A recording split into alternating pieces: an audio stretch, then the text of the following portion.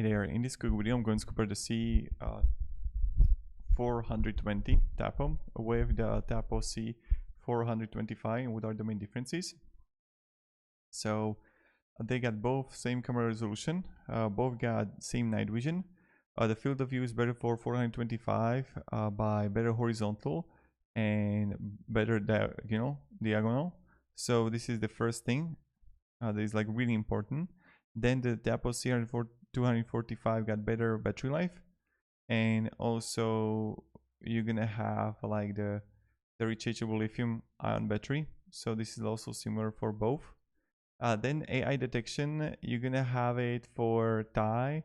Storage is better for you're gonna have like supports micro SD card. This is like the same. Then you're gonna have the audio communication is the die there. Then better for CR245, we're gonna have IP66 waterproof writing. Then the serial volume is better for CR240, and also it's here too with the wireless, but not much. The operating temperature is same for both, and frame rate is better for CR245 25. So as you can see in this regard, the C425 Tapo is just winning here. So thank you very much for watching and have a great day and goodbye.